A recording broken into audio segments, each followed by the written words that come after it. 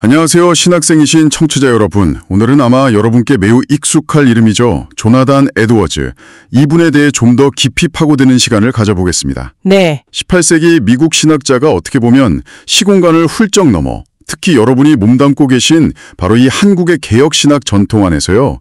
그냥 역사책 속 인물이 아니라 살아있는 지적 자원이 되었는지 그 여정을 한번 따라가 보려고 합니다. 네, 흥미로운 여정이 될 것 같습니다. 저희가 제공해 주신 그 조나단 에드워즈 인 코리아 연구자료 발췌본을 가지고 이야기를 좀 풀어가 볼게요. 네, 이번 탐구는 에드워즈란 어떻게 보면 거대한 산맥이 한국 기독교 지성사, 특히 이제 개혁신학 연구라는 이 땅에 어떻게 뿌리 내리고 또 어떤 봉우리들을 만들어냈는지 그걸 좀 살펴보는 거라고 할 수 있겠습니다. 시작부터 흥미로운 점이 있다고요? 네, 자료를 보면요. 한국의 에드워즈 연구가 미국 다음으로 세계에서 두 번째로 큰 학문 공동체를 형성하고 있다는 거예요. 와, 미국 다음이요. 정말 대단하네요. 그렇죠. 왜 그렇게 됐을까? 그 배경과 내용을 좀 자세히 들여다보는 게 이번 저희의 목표입니다. 좋습니다. 그럼 그 시작, 첫 만남부터 한번 거슬러 올라가 볼까요?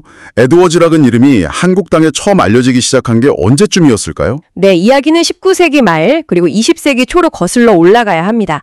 그때 이제 한국 땅을 밟았던 초기 미국 선교사님들, 특히 좀 상대적으로 보수적이고 청교도적인 신앙 배경을 가진 분들이 많았잖아요. 네, 장로교나 감리교 선교사님들. 맞습니다.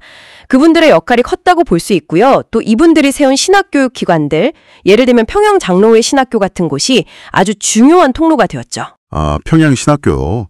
그럼 기록상으로는 언제 처음 이름이 등장하나요?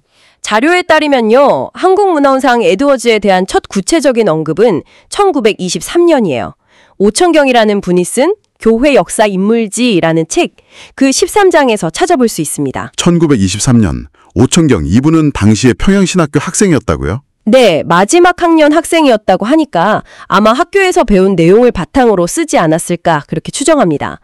이때 에드워즈는 주로 이제 제1차 대각성 운동의 중심 인물, 그리고 그 유명한 설교 있잖아요. 아, 진노하신 하나님의 손안에 있는 죄인들. 네, 바로 그거예요.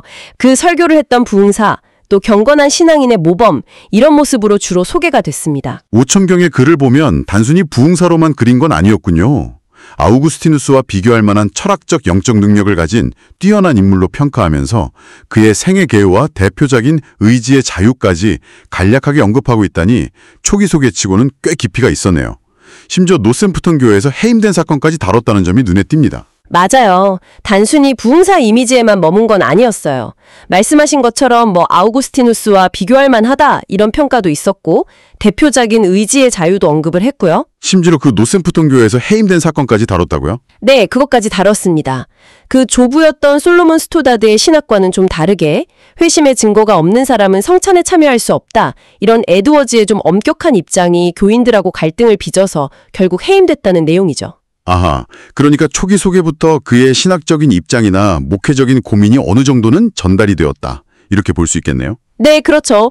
물론 세부적인 내용에서 좀 오역이라던가 부정확한 정보가 전달되기도 했어요. 예를 들면 어떤 게 있었죠? 스토다드가 에드워즈의 조부인데 함께 사역했다고 잘못 쓰거나 에드워즈가 원래 미국 원주민 선교를 갔는데 인도 선교로 잘못 기록되거나 그런 부분들이 좀 발견되긴 했습니다. 아, 그런 초기 정보의 혼선도 있었군요. 그리고 에드워즈 하면 한국 교회에서는 이이라 빼놓을 수 없잖아요. 한경직 목사님이 설교에서 자주 인용하셨다는 아, 네. 주크 에드워즈 가문 비교 연구. 네, 맞아요. 경건한 신앙을 가진 에드워즈 가문에서는 판사, 교수, 의사, 목사 이런 사회 지도층 인사가 많이 나왔는데 무신론자였던 맥스 주크 가문에서는 범죄자나 알코올 중독자가 많이 나왔다. 이런 이야기. 정말 신앙 유산의 중요성을 엄청 극적으로 보여주는 예화였죠. 네, 1900년에 나온 알버트 윈십이라는 사람의 책 주프 에드워즈, 교육과 유전에 관한 연구에 기반한 이야기인데요. 이게 한경직 목사님 같은 아주 영향력 있는 분들을 통해서 한국교회에 굉장히 널리 퍼졌습니다. 아마 많은 한국 성도분들이 에드워즈라는 이름을 처음 접한 계기가 바로 이 이야기였을 가능성이 높아요. 그랬을 것 같아요. 임팩트가 워낙 강하니까요. 그런데 여기서 좀 짚어 넘어가야 할 점이 이 연구 자체의 신뢰성, 특히 그 인과관계 설정에 대해서는 후대에 많은 비판과 논란이 제기되었다는 겁니다. 아, 그래요? 어떤 비판들이 있었나요? 뭐 자료 수집의 객관성 문제라던가 아니면 사회 경제적인 요인, 환경적인 요인은 거의 무시하고 지나치게 유전적 요인이나 신앙 유무만으로 결과를 너무 단순화했다. 이런 비판들이 많았죠. 그렇군요. 단순히 그냥 신앙 때문이다라고만 보기에는 좀 복잡한 문제들이 얽혀 있다는 거네요. 네, 맞습니다. 그래도 뭐 이 이야기가 당시 한국 교회의 경건한 삶, 또 신앙교육의 중요성을 아주 강력하게 전달하려는 그런 목회적인 의도는 분명히 있었다고 봐야겠죠. 네. 자, 이렇게 부흥사, 경건의 모델, 혹은 좀 극적인 일화의 주인공으로 소개되던 에드워즈에 대한 관심이요, 조금 더 학문적인 방향으로 나아간 건 언제부턴가요? 그게 이제 해방과 한국전쟁이라는 아주 격동기를 거치고 나서 1950년대 후반부터 60년대에 걸쳐서 변화가 좀 시작됩니다. 아, 50년대 후반부터요. 네. 이때 이제 미국 철학이나 사상사 관련 서적들이 번역되기 시작하는데요. 예를 들어 뭐 조셉 플라우의 미국 철학의 인물과 운동이라던가 하비 타운샌드의 미국 철학 사상 같은 책들이 소개되면서 에드워즈가 단순히 부흥사를 넘어서 중요한 사상가이자 신학자로서 좀 조명받기 시작했습니다. 그렇군요. 그러다가 1970년대부터 90년대, 한국 교회가 그야말로 엄청난 양적 성장을 경험하던 바로 그 시기, 이때 에드워즈가 다시금 주목받게 되는 결정적인 계기가 마련된 것 같네요. 정확합니다. 이 시기는 겉으로는 막 부흥했지만 안으로는 피상적인 신앙, 기복주의, 물질주의, 또 이단 문제 같은 아주 심각한 고민거리들을 안고 있었잖아요. 바로 여기서부터 이야기가 정말 흥미로워지는데요. 네, 맞아요. 그 폭발적인 성장 이면의 어떤 공허함 속에서 진짜 신앙이란 뭐지? 참된 영적 체험은 그냥 감정적인 흥분하고 어떻게 다른 걸까? 우리가 진짜 추구해야 할 신앙의 본질은 뭘까? 하는 아주 근본적인 질문들이 막 터져나왔습니다. 네. 기독교적인 사랑의 본질을 파고든 신해론 같은 저작들이 아주 중요한 해답과 통찰을 제공하는 원천으로 재발견된 거죠. 아하, 그 시기 교회의 고민과 에드워즈 사상이 딱 맞아떨어진 거군요. 그렇죠. 피상성을 넘어서는 좀 깊이 있는 신학, 그리고 진정한 경건의 균형, 이런 걸 갈망하는 목소리가 커지면서 에드워즈가 개혁신학 전통 안에서 굉장히 중요한 대안적인 자원으로 떠오르게 된 겁니다. 아마 여러분이 신학 공부하시면서 고민하는 지점들하고도 많이 맞닿아 있을 거예요. 네, 그래서 이 시기에 에드워즈의 주요 저작들이 본격적으로 우리말로 번역되기 시작했군요. 1984년에 서문강 목사님 번역으로 신해론이 나왔고, 같은 해 윤기양 목사님 번역으로 데이비드 브레이너드의 생애, 이것도 나왔고요. 네, 그리고 이후에 의지의 자유나 종교적 정서 같은 핵심 저작들도 여러 번역본으로 소개가 됐죠. 출판사들의 역할도 컸다고요? 네, 빼놓을 수 없습니다. 특히 부흥과 개혁사의 백금산 목사님 같은 분은요, 마틴 로이드 존스를 통해서 에드워즈를 접하고 아주 깊은 영향을 받으셨대요. 그래서 1998년에 출판사를 세우고 그 예일대학교 출판부에서 나오는 에드워즈 전집이 있잖아요. WJE 시리즈. 네, Works of Jonathan Edwards. 네, 그거를 번역 출판하기 시작했습니다. 1999년에 나온 에드워즈의 개인 기록, 일기, 결심문 모음집, 조나단 에드워즈처럼 살 수는 없을까? 이 책은 정말 많은 독자들에게 큰 반향을 일으켰죠. 아, 저도 그 책 기억납니다. 그렇죠. 그 이후로 종교적 정서, 참된 미덕의 본질, 구속사, 원죄론 등등 WJ의 주요 저작들이 꾸준히 번역되고 소개되면서 한국 독자들이 에드워즈의 사상을 훨씬 더 체계적으로 접할 수 있는 길이 확 열린 겁니다. 자, 이런 번역과 소개라는 든든한 토대 위에서 이제 1990년대 이후로는 한국 학자들이 직접 에드워즈를 연구 주제로 삼아서 박사학위 논문을 쓰기 시작하는군요. 본격적인 학문 탐구가 이루어진 거죠. 자료 보니까 이상현, 장병철, 정부홍 박사님 같은 분들이 초기의 연구를 이끄셨네요. 맞습니다. 이상현 박사님은 프린스턴 신학교에서 에드워즈의 성향이론, 그러니까 디스포지션 시어리라고 하죠. 인간 마음의 어떤 근본적인 기울기나 경향성에 대한 이론인데 이걸 철학적으로 분석하는 연구로 박사학위를 받으셨고요. 성향 이론이요? 네. 그리고 그의 제자이신 장경철 박사님 역시 프린스턴에서 에드워즈의 종말론을 연구하셨습니다. 특히 종말론에서 신적인 주권과 인간의 참여라는 그 이중적인 측면을 어떻게 강조했는지 분석했죠. 그리고 정부홍 박사님은 남아공 자유주립대학교에서 18세기 뉴잉글랜드의 아르미니우스주의에 대한 에드워즈의 신학적 대응, 특히 의지의 자유를 중심으로 연구하셨습니다. 여기서 한국 에드워즈 연구의 아주 중요한 특징이 드러나는 것 같아요. 자료에서도 지적하듯이 연구자들 대부분이 장로교 배경을 가지고 있고 개혁신학적인 관점에서 에드워즈를 탐구하는 경향이 압도적으로 강하다는 점인데요. 네, 맞습니다. 신앙고백적 개혁신학을 공부하시는 여러분께는 이 부분이 특히 더 흥미롭게 다가올 것 같습니다. 왜 유독 한국에서는 개혁신학 진영에서 에드워즈 연구가 이렇게 활발했을까요? 아주 중요한 지적이신데요. 자료에 따르면 박사학위 논문을 쓴 한국 에드워즈 학자 28명 중에 25명이 장로교 배경이라고 하고요. 감리교나 성결교 배경 학자는 찾아보기 어렵다고 합니다. 28명 중에 25명이요? 정말 압도적이네요. 그렇죠. 물론 한국 개신교의 교단 분포 현실하고도 관련이 있겠지만 그 이상으로 에드워즈의 신학 자체가 칼빈주의에 뿌리를 둔 개혁주의 전통과 아주 깊은 신학적 친연성, 그러니까 어피니티를 가지기 때문일 겁니다. 특히 그의 신론, 인간론, 구원론 같은 부분은 개혁신학의 핵심 교리들과 굉장히 밀접하게 연결되죠. 신학적인 친연성. 네. 그리고 아까 말씀드렸듯이 한국 교회의 역사적인 상황 속에서 참된 신앙이나 신학적 깊이에 대한 갈망이 개혁신학 진영에서 특히 좀 강하게 나타났고 에드워즈가 그 갈증을 풀어줄 중요한 인물로 부각된 측면도 무시할 수 없고요. 네. 연구 주제의 폭도 이제 상당히 넓어졌군요.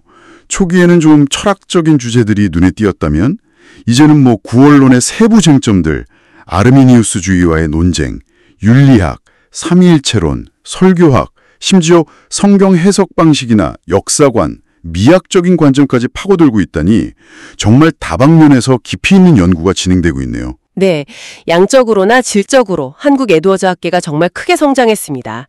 신학생이신 여러분의 관심사와 직접적으로 연결될 만한 주요 연구 흐름 몇 가지를 좀 더 구체적으로 살펴보는 것이 의미 있을 것 같아요. 네, 어떤 흐름들이 있을까요? 우선 에드워즈의 구원론을 이해하는 핵심 틀이 뭐냐? 여기에 대한 약간의 방법론적 논쟁이 있습니다. 아, 구원론 해석의 핵심이요? 네. 일부 학자들, 예를 들어 표재근 박사님이나 조현진 박사님 같은 분들은 에드워즈 신학의 중심축을 성향 존재론, 즉 디스포셔널 온톨로지로 봅니다. 성향 존재론. 조금 더 쉽게 설명해 주실 수 있을까요? 네. 그러니까 구원이란 건 하나님께서 타락으로 인해 악으로 기울어진 인간 마음의 근본적인 성향 또는 기울기를 성령을 통해서 선하고 거룩한 것을 향하도록 새롭게 변화시키는 것. 이것이 핵심이라고 이해하는 관점이죠. 아, 마음의 근본적인 방향 전환이군요. 그렇죠. 반면에 다른 학자들, 예를 들면 강웅산 박사님 같은 분들은 그리스도와의 연합, 즉 유니언 위드 크라이스트 개념이야말로 에드워즈 구원론의 핵심이고 성향의 변화는 이 연합의 결과로 이해해야 한다고 주장합니다. 믿는 자가 그리스도와 법적으로 또 신비적으로 하나가 되는 것, 이게 구원의 본질이라는 거죠. 성향이냐 연합이냐, 핵심을 어디에 두느냐에 따라 강조점이 달라지겠군요. 흥미로운 논쟁인데요. 네, 이 두 관점 사이의 어떤 긴장과 조화 가능성을 탐구하는 것은 여러분이 구원론 공부하실 때 아주 중요한 신학적 성찰점을 제공할 겁니다. 그렇겠네요. 또 다른 중요한 연구 흐름은 뭘까요? 두 번째는 에드워즈가 정말 평생 씨름했던 아르미니우스주의에 대한 그의 신학적 대응 연구입니다. 특히 그의 대작 의지의 자유를 중심으로 해서요. 인간의 의지와 하나님의 주권 문제를 다룬 연구들이 아주 활발하죠. 아, 의지의 자유. 개혁신학에서는 빼놓을 수 없는 주제죠. 그렇죠. 정보홍 박사님 연구처럼 당시 뉴잉글랜드라는 특수한 역사적 맥락 속에서 에드워즈의 논증이 어떻게 펼쳐졌는지, 또 그의 주장이 현대 신학의 자유의지 논쟁에는 어떤 함의를 가지는지 이런 걸 살펴보는 것은 개혁신학의 역사와 핵심 주장을 이해하는 데 큰 도움이 될 겁니다. 세 번째 흐름은 아까 잠시 언급됐던 종교적 정서를 중심으로 한 연구겠네요. 참된 영성분별. 바로 그겁니다. 한국 교회는 역사적으로 아주 뜨거운 부흥운동들을 많이 경험했잖아요. 그런데 그 과정에서 감정적인 체험이나 외적인 열심이 과연 진짜 신앙의 증거인가 하는 질문이 끊임없이 제기되어 왔습니다. 네, 늘 따라다니는 질문이죠. 특히 2000년대 이후 한국교회가 여러 위기를 겪으면서 참된 회심과 경건의 표지를 분별하려는 신학적 노력이 에드워즈의 종교적 정서 연구와 맞물려서 아주 활발하게 이루어졌습니다. 이진학 박사님, 나용화 박사님 같은 분들이 이 분야에 많이 기여하셨죠. 그럼 에드워즈는 종교적 정서에서 어떤 기준을 제시하나요? 에드워즈는 단순히 감정 자체를 부정하는 게 아니에요. 그게 아니라 그 감정의 원천이 뭐고 대상이 뭐고 그리고 삶으로 나타나는 열매가 어떤지를 통해서 참된 신앙적 정서와 거짓된 자기 기만적인 정서를 분별하는 기준을 아주 세밀하게 제시합니다. 아, 열매로 분별하는군요. 네, 이건 정말 목회 현장에서 성도들의 신앙을 분별하고 지도해야 할 여러분에게 아주 실제적인 통찰을 줄 수 있습니다. 최근에는 뇌과학 같은 다른 학문 분야와의 대화를 통해서 정서와 영성의 관계를 탐구하려는 시도, 주윤수 박사님이나 이주영 박사님 같은 분들의 연구죠. 이런 것까지 나타나고 있다는 점도 흥미롭습니다. 와, 뇌과학까지 연구의 지평이 정말 넓어지네요. 네 번째로는 에드워즈의 독특한 성경 해석학에 대한 관심도 높아지고 있다고요? 그렇습니다. 에드워즈는 성경 전체를 그리스도 중심적인 구속사의 거대한 파노라마로 읽어냈습니다. 특히 구약의 인물이나 사건, 제도들이 신약의 그리스도와 그의 사역, 교회를 미리 보여주는 그림자, 즉 모형, 타이폴로지라고 보는 유형론적 해석, 타이폴로지를 즐겨 사용했죠. 유형론적 해석. 네, 조현진, 조주희, 이윤석, 류길선 박사님 같은 분들이 에드워즈의 성경 해석 원리와 방식을 깊이 연구했습니다. 그의 성경 해석을 따라가다 보면 성경 각 부분이 어떻게 그리스도 안에서 통일성을 이루면서 하나님의 구원 계획을 드러내는지를 발견하는 그런 지적인 즐거움을 경험할 수 있을 겁니다. 여러분 설교 준비나 성경 연구에도 분명히 새로운 시각을 열어줄 수 있을 것이고요. 이외에도 삼위일체로 윤리학, 설교학 등등 정말 다양한 분야에서 연구가 진행되고 있다는 건 한국 에드워즈 학계의 저력을 보여주는 것 같습니다. 이런 학문적인 열기를 좀 더 확산시키려는 조직적인 노력들도 있었죠? 네, 있었습니다. 서울 조나단 에드워즈 컨퍼런스가 2013년부터 매년 열리면서 국내외 학자들이 교류하는 중요한 장이 되고 있습니다. 정성욱, 심연보, 조현진 박사님 같은 분들이 주도적인 역할을 해오셨죠. 아, 에드워즈 컨퍼런스? 네, 초기에는 서울 청교도 컨퍼런스로 시작했다가 다시 에드워즈 중심으로 초점을 맞춰서 이어지고 있고요. 또 2002년에는 한국 조나단 에드워즈 학회가 창립되어서 활동하기도 했고 또 2004년경에는 예일대학교 에드워즈 센터의 한국 분원을 설립하려는 시도도 있었습니다. 아, 예일대 에드워즈 센터의 한국 분원이요? 그건 어떻게 됐나요? 아쉽게도 학회 활동은 좀 중단되고 센터 설립은 현재로서는 좀 무산된 상태입니다. 이런 어려움도 겪었죠. 그렇군요. 비록 어려움은 있었지만 이런 시도들 자체가 한국이 미국 외에 가장 중요한 에드워즈 연구 허브로서의 잠재력을 가지고 있다는 걸 보여주는 증거라고 할 수 있겠네요. 네, 그렇죠. 하지만 동시에 앞으로 풀어야 할 과제들도 있다는 의미이기도 하고요. 적으로 교류하고 공동 연구를 심화시킬 수 있는 안정적인 학회나 연구센터 같은 어떤 구심점의 필요성입니다. 네, 구심점이 중요하죠. 둘째는 뛰어난 연구 성과들이 주로 한국어로만 발표되어서 국제학계와의 소통이나 영향력 확대에 좀 한계가 있다는 점이에요.